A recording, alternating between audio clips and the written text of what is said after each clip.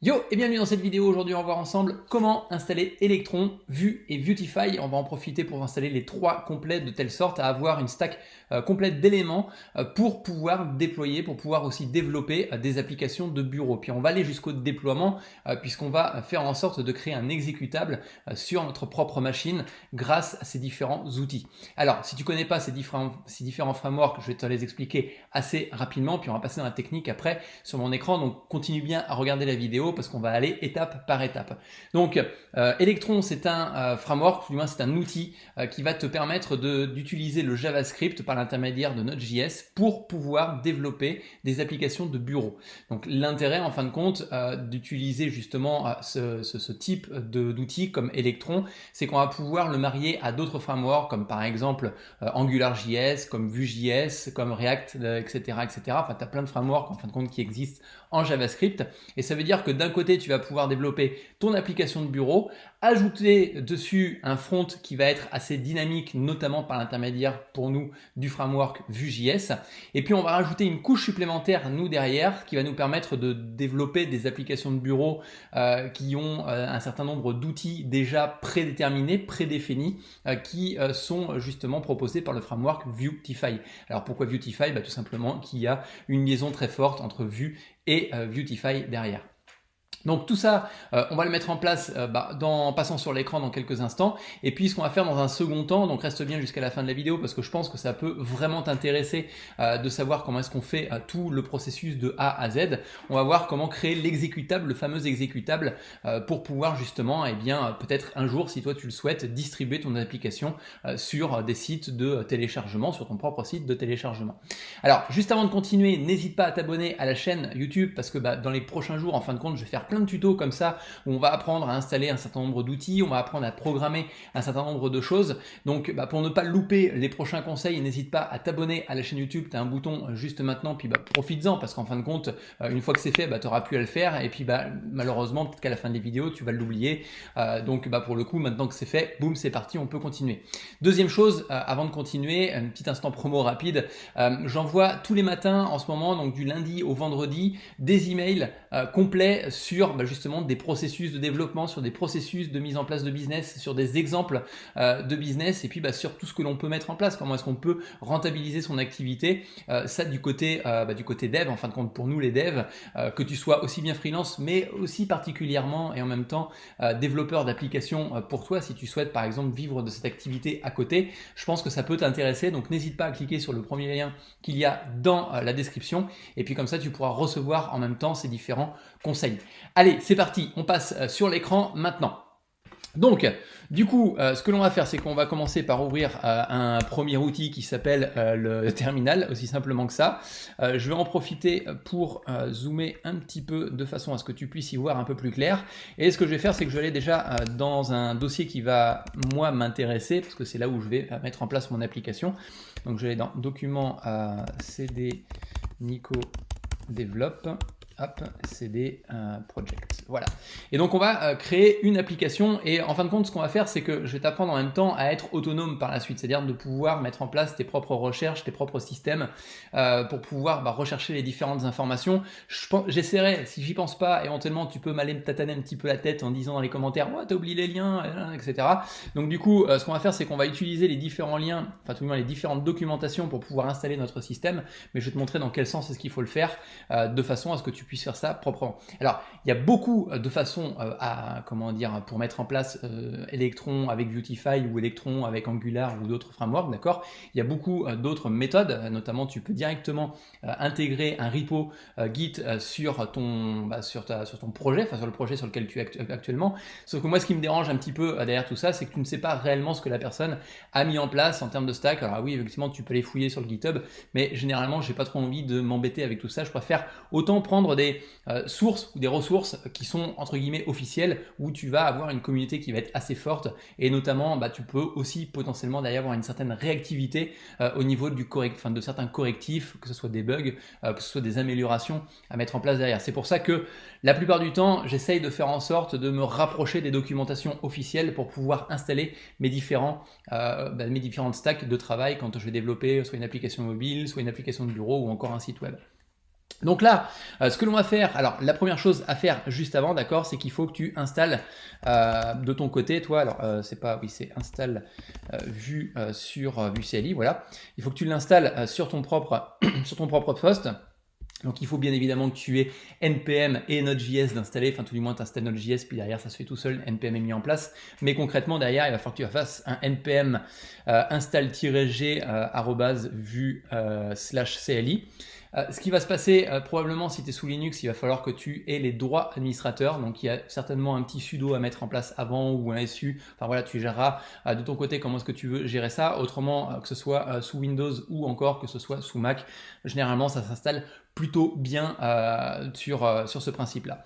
Une fois que tu as installé ton Vue CLI, d'accord, on va tout utiliser en ligne de commande. Donc ce qu'on va faire, c'est qu'on va aller dans notre projet. Ici, bon, j'ai déjà une liste de projets qui sont existants. Ce que je vais faire, c'est que je vais faire un Vue Create. Donc là, concrètement, l'objectif, ça va être de créer un nouveau projet. Et puis, je vais l'appeler Xeditor. Voilà, comme on est un petit peu sous Mac de notre côté, on va essayer de se prendre un petit peu comme, je sais pas, Xcode, X machin, etc. Donc là, ça sera Xcode. Donc, ce qu'on va faire, c'est qu'on va lancer la commande, donc create et le nom de ton projet. Donc, ça va avoir pour effet de créer un dossier qui va avoir le même nom que ce que tu auras défini. Attention au niveau des nomenclatures. Par contre, derrière, il va falloir que tu écrives. Alors, idéalement, il faut que tout soit en minuscule et que les espaces ne soient pas existants ou remplaçants par le tiré du 6. Par exemple. Donc là, il va nous proposer d'ajouter des éléments supplémentaires. Nous, ce qu'on va faire, c'est qu'on va prendre les éléments par défaut, c'est-à-dire Babel et ESLint, qui sont des outils aussi bien au niveau de la transformation du code, de développement en production, et puis en même temps au niveau de la qualité du code. Donc là, hop, c'est parti, un petit default, ça va très bien. On va attendre le chargement des différents éléments qui vont nous permettre de mettre en place notre projet Vue. Et si tu regardes bien, j'installe en premier le projet Vue.js, d'accord. Je vais pas installer Electron, ça paraît un peu contre-productif, mais en soi, bon, pour moi, ça me paraît logique, c'est-à-dire que concrètement, tu vas avoir un projet Vue qui va intégrer un projet Electron. Après, en fonction du framework que tu vas utiliser, que ce soit du React, que ce soit du AngularJS par exemple, probablement que la méthode sera un peu différente, c'est-à-dire que tu vas avoir peut-être l'installation dans un premier temps d'Electron et puis ensuite de pouvoir aller intégrer dans Electron justement la stack du framework que tu auras décidé.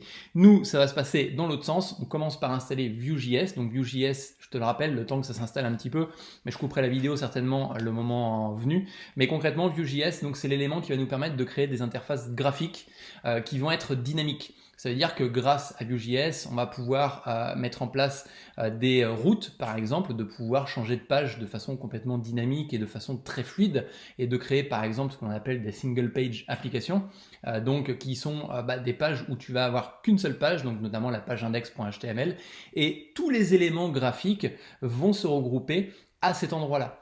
Et puis dans un second temps, ce qu'on va faire, c'est qu'on va rajouter par-dessus, dans notre élément, voilà, c'est en train de s'installer, on va rajouter par-dessus tout ce qui est notamment au niveau de Electron. Alors, ça va avoir pour objectif, ce qu'on va pouvoir faire, c'est qu'on va pouvoir aussi ouvrir un petit IDE, parce que tu vois là, si on n'est pas dev, si on n'ouvre pas d'IDE, tu vois. Donc ce que je vais faire, c'est que je vais ouvrir mon projet qui va s'appeler Xeditor, donc le projet du siècle. Et hop, create, oui, je veux, ça ne me dérange pas que ce soit un projet qui soit, hop là, voilà. Close, hop. Donc, où est-ce qu'il en est, notre petit projet? Voilà, tout a été installé. Donc concrètement, si on regarde un petit peu comment ça va se passer à ce niveau-là, tu as donc la racine de notre projet. Dans notre projet, tu vas avoir les node modules. Donc les node modules, c'est tout simplement l'ensemble des différents modules qui sont utiles pour le fonctionnement de Vue.js. Et là, tu as mon chat qui vient de sauter sur le radiateur qui s'est croûté en même temps, c'est trop bien. Et concrètement ici, tu as la partie publique. Donc la partie publique, c'est tous les éléments, notamment le fichier index.html qui te permet de lancer l'application. Et derrière, tu vas avoir la couche SRC, donc qui sont tout simplement tous les éléments que tu vas développer dans ton application, et notamment tout le code JavaScript que tu vas avoir à développer. avec notamment eh bien, les fichiers de démarrage. Donc après, tu as les fichiers de configuration, on ne va pas rentrer dans les détails. Nous, ce qu'on va faire, c'est qu'on va par contre rentrer dans notre dossier en ligne de commande. Donc je vais faire un cdx editor. Et dans ce projet-là, ce que je vais faire, c'est que je vais exécuter une autre commande qui est tout simplement, hop, dans la documentation. Donc encore une fois, je te mettrai les liens dans la description. Et notamment ici je vais faire un view add. Alors là c'est plus un view create, là c'est un view add qu'il faut faire. Et notamment ici, boum, c'est parti, je colle la commande, je lance donc Electron Builder. Donc là Electron Builder en fin de compte ça va être la stack d'Electron, donc la possibilité de pouvoir lancer tout le projet dans une stack qui va te permettre de créer une application de bureau. Et de l'autre côté, tu vas aussi avoir tous les outils qui vont te permettre de builder l'application pour pouvoir la mettre en production par la suite, ou tout du moins pour pouvoir la rendre exécutable sur ton propre poste, sur ton poste, sur ton Mac ou sur ton Windows ou encore sous Linux, tout dépend du système d'exploitation sur lequel tu te trouves. Donc là, le temps que ça charge, parce que ça prend un petit peu de temps, je vais couper la vidéo et puis on se retrouve juste après. Alors là, on arrive à un moment où on nous pose la question quelle version d'Electron on souhaite installer. Donc moi, je vais prendre la version la plus récente. Faut juste faire attention, notamment avec les dernières restrictions sur l'Apple Store, enfin oui, sur l'App Store, puisque concrètement, ils ont fait une sacrée restriction au niveau de toutes les applications qui étaient codées en JavaScript, notamment avec Electron. Et c'est aussi, en fait, c'est simplement un élément qui vise à protéger l'utilisateur final de l'utilisation de librairies qui ne sont pas documentées, qui ne sont pas clairement affichées, de façon à pouvoir faire en sorte que les applications soient le plus limpides possible au niveau du code, au niveau de la clarté du code, au niveau des développeurs de chez Apple. Donc faut bien faire attention au niveau des versions. Moi je te conseille de prendre les toutes dernières versions, et encore même avec les dernières versions, bon voilà, on n'est pas trop sûr que l'application peut être déployable sur un Apple Store. Bon là concrètement dans notre exemple, l'idée c'est d'aller de A à Z, donc on n'a pas pour objectif à l'instant T de le déployer sur l'Apple Store, mais rien n'empêche par la suite, si notamment tu te faisais refuser ton application chez Apple, tu peux très bien la mettre en téléchargement sur ton site web, comme beaucoup de personnes le font aujourd'hui, parce que les restrictions d'Apple sont assez contraignantes. Moi j'essaierai d'aller jusque là parce que j'ai encore jamais fait chez Apple, mais bon voilà, ça reste assez contraignant. Donc ce que je vais faire, c'est que je vais faire entrer et on va donc choisir la dernière version de notre Electron. Donc là, il va retélécharger tout un gros paquet d'éléments sur notre projet. Donc on va attendre quelques instants. Donc là, c'est tous les éléments d'Electron, c'est-à-dire c'est tous les éléments qui vont te permettre d'interagir avec ta machine. Ça veut dire que tu vas avoir la possibilité d'interagir avec les fichiers, tu vas avoir la possibilité d'interagir avec les différentes variables d'environnement, les différents éléments qui sont des composants de ta machine. Tu peux très bien, par exemple, alors on peut imaginer plein d'applications possibles, il y en a énormément. Après, c'est toi qui vois ce que tu veux faire en face derrière, mais tu peux faire aussi bien une application de productivité, une application de monitoring de machine, une application par exemple de te récupérer tous les messages des différents réseaux sociaux. Tu peux imaginer énormément de choses en fin de compte avec justement ce type d'outil. Ce qui est assez fabuleux en soi parce que ça t'évite et ça te permet de gagner en fin de compte en productivité, parce que sur la base d'un seul langage de programmation, notamment le JavaScript, eh bien tu vas pouvoir être plus productif en développant ton application aussi bien sur macOS, aussi bien sous Windows qu'aussi bien sous Linux. Alors bien évidemment, il faudra bien faire attention quand tu vas déployer des applications. Là, on va le faire que pour Mac. Mais si toi, par exemple, tu veux déployer une application alors que tu codes sous Linux et que tu veux le mettre sous Mac, ça va être compliqué parce que tu dois potentiellement avoir un Mac pour pouvoir justement déployer cette application-là, pour pouvoir mettre en place cette application-là. Maintenant, rien ne t'empêche. Par contre, l'inverse est totalement génial. C'est-à-dire que si tu as un Mac, tu peux aussi bien déployer sous Windows que sous Linux. Pour une simple bonne raison, c'est que tu peux très bien aller déployer sur ta machine des machines virtuelles. Donc c'est des émulations de systèmes d'OS. Donc notamment tu vas créer une machine virtuelle qui va être une machine virtuelle de Windows et dans laquelle tu vas compiler ton application, tu vas faire en sorte de packager ton application dans cette machine virtuelle pour pouvoir créer un exécutable en .exe pour Windows par exemple. Et puis tu pourras faire la même chose par exemple sous Linux derrière. Donc en fonction du système d'environnement, bien évidemment, tu auras plus de facilité ou plus ou moins de facilité à déployer ton application. Et je pense que au final, si on doit, pendant que justement c'est en train de télécharger toute la stack de notre ami Electron, Je pense que le système d'exploitation pour un développeur devient presque stratégique aujourd'hui, c'est-à-dire que si tu dois développer des applications que sous Windows, bon bah voilà, t'as pas de problème, tu restes sous Windows, puis dans ces cas-là tu continues à coder là-dessus. Mais si par exemple tu as un intérêt à travailler peut-être sur des OS, notamment ou même simplement déployer des applications en ligne, par exemple, peut-être qu'un Linux sera un peu plus confortable pour toi parce que tu connaîtras aussi bien les lignes de commande sous Linux que sur un serveur à distance. Donc ça te permet en même temps de pouvoir justement avoir des interactions beaucoup plus faciles et beaucoup plus productives avec des serveurs X ou Y. Et d'autre part, si tu as pour objectif de déployer des applications mobiles, par exemple, eh bien, si tu veux les déployer sur absolument tous les OS, il sera peut-être préférable d'utiliser un OS comme Mac, par exemple, derrière, pour pouvoir développer ton application, ce qui te permettra de développer pour iOS et pour Android en même temps. Néanmoins, si tu développes uniquement que sur Android et que tu sais que tu vas développer uniquement que sur Android, bah, tu peux très bien développer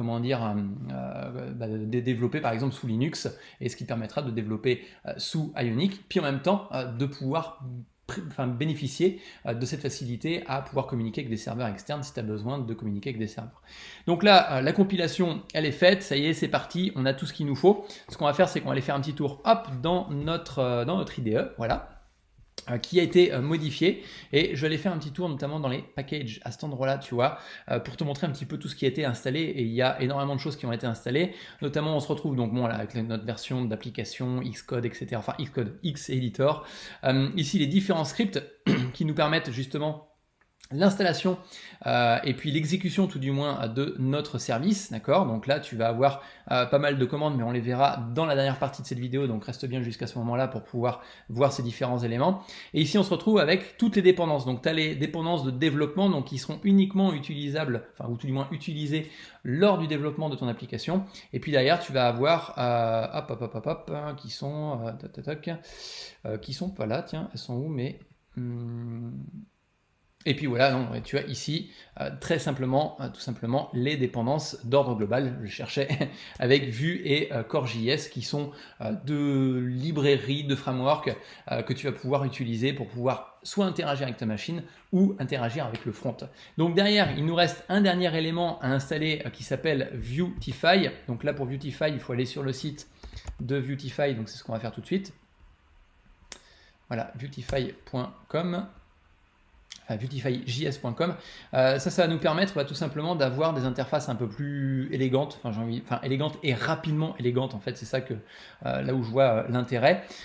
Et notamment ici, alors tu t'occupes pas de cette partie-là parce que là c'est pour créer un projet Vue avec ce qu'on a déjà fait, d'accord. Nous, ce qu'il va falloir faire, c'est faire encore une fois un add et ajouter Vuetify derrière. Donc hop, je copie-colle ma ligne de commande en faisant un Vue add Vuetify, c'est parti.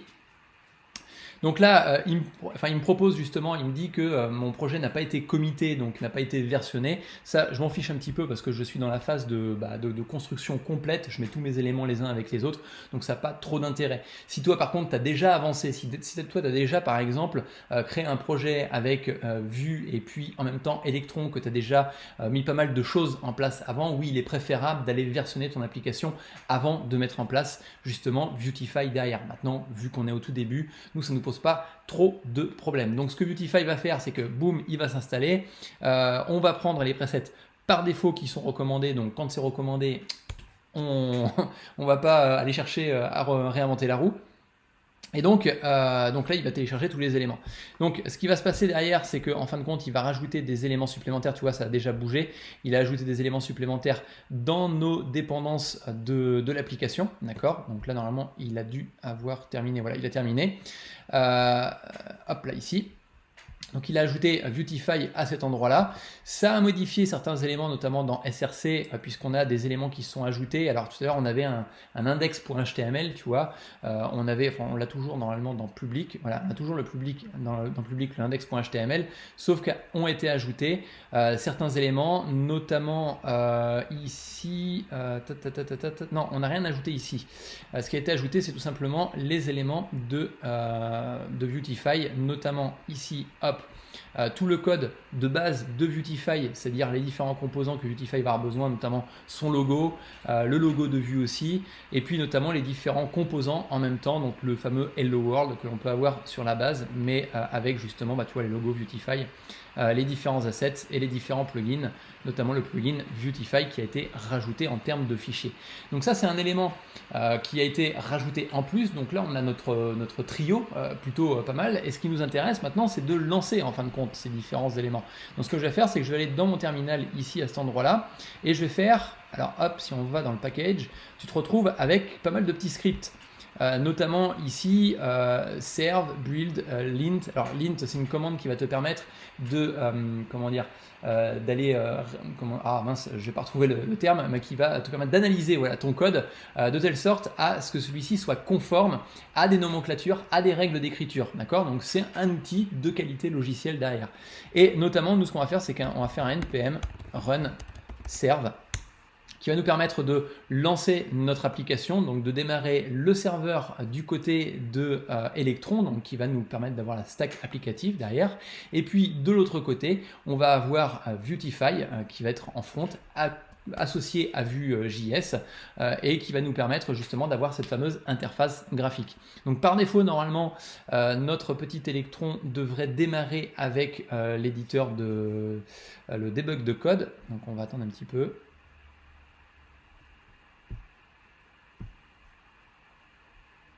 Alors c'est Electron serve, tu vois, je me suis planté à l'instant, on va recommencer. Hop, c'est parti.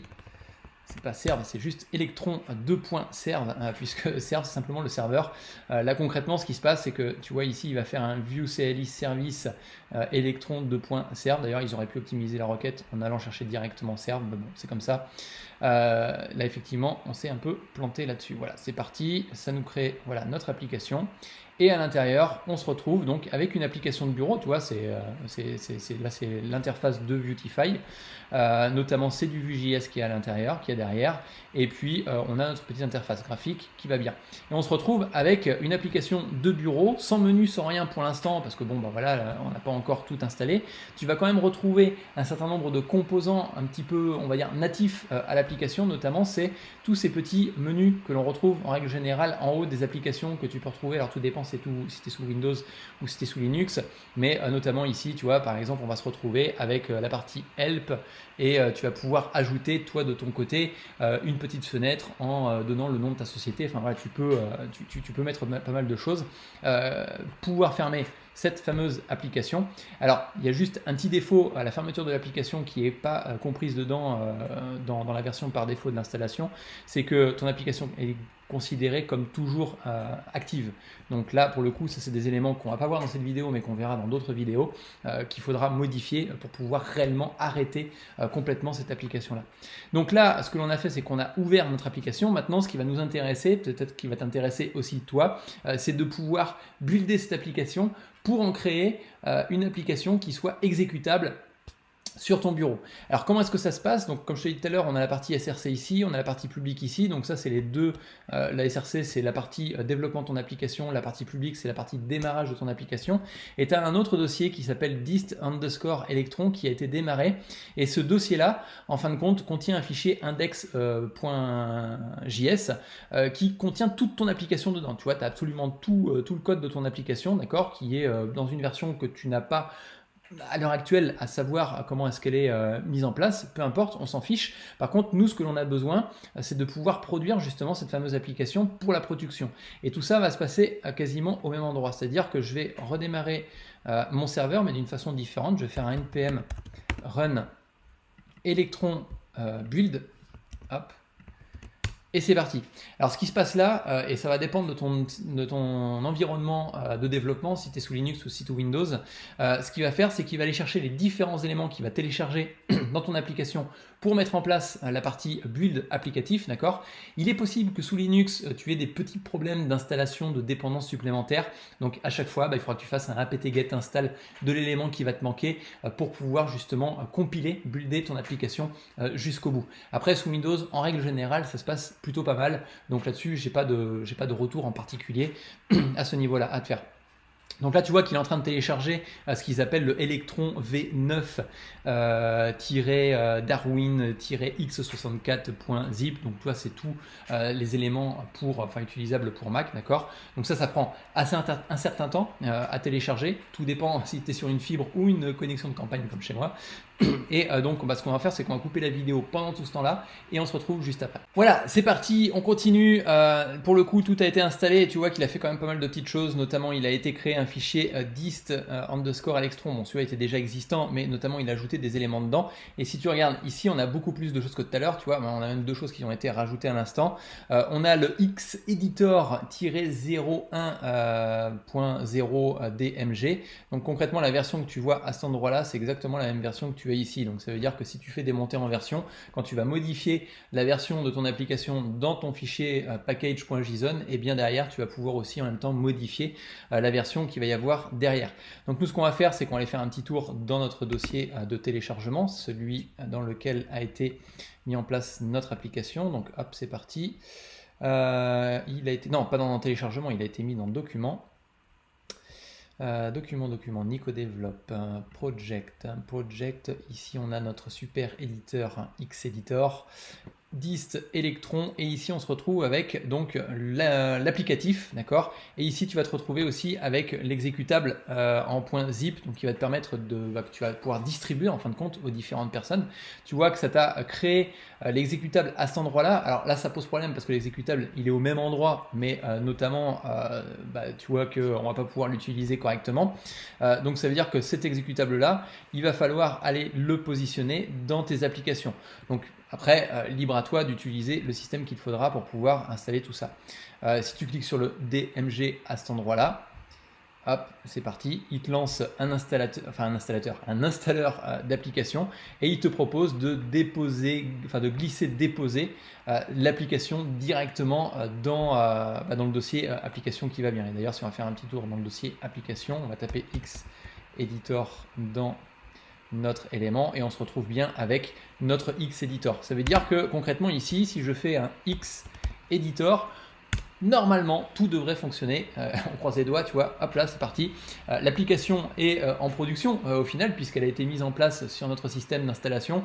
Alors en fonction du système d'exploitation que tu vas utiliser, dans certains cas et en fonction des différentes installations, il est possible que tu aies besoin, peut-être si toi de ton côté tu as besoin de le faire, de mettre en place des systèmes d'installation un peu plus complexes, mais en soi si tu développes justement ton application et que tu le mets avec les différents systèmes de build que te propose Electron derrière, notamment le système de Electron 2.builder, eh bien tu vas pouvoir déployer correctement tes applications pour les différents systèmes d'exploitation que tu auras visés derrière. Voilà, c'est fini pour cette vidéo, j'espère que tu l'auras apprécié. Si tu l'as apprécié, n'hésite pas à liker, à commenter, à poser tes questions. N'hésite pas à poser des questions dans les commentaires parce que quand on pose des questions en règle générale, ça me donne des idées de différentes vidéos. Tu vois, ça concrètement, c'est une simple idée qui m'est venue en discutant avec une autre personne. Donc je me suis dit, tiens, ça pourrait être plutôt cool de mettre ça en place, surtout que je l'avais déjà fait dans d'autres projets. Donc n'hésite pas à venir poser des questions, n'hésite pas à liker, à t'abonner à la chaîne. Et puis surtout, profites-en pour pouvoir t'abonner aux différents conseils que j'envoie régulièrement le matin, justement sur l'orientation un peu plus business du développement, notamment la possibilité de développer tes différentes applications de bureau. Tu vois, en ce moment, je suis en train de travailler sur une application de bureau que je vais essayer de déployer sur l'Apple Store, mais même si l'Apple Store me refuse, c'est pas très grave compte tenu du fait que je le mettrai quand même sur un site. Donc tu peux très bien vendre tes applications et puis en tant que développeur, on a un pouvoir magique au final, c'est qu'on peut faire absolument tout ce que l'on souhaite en termes d'applicatifs, que ce soit application mobile, application de type site web ou de type bureau comme on l'a vu dans cette vidéo. Et pour le coup, ça te laisse des opportunités gigantesques derrière.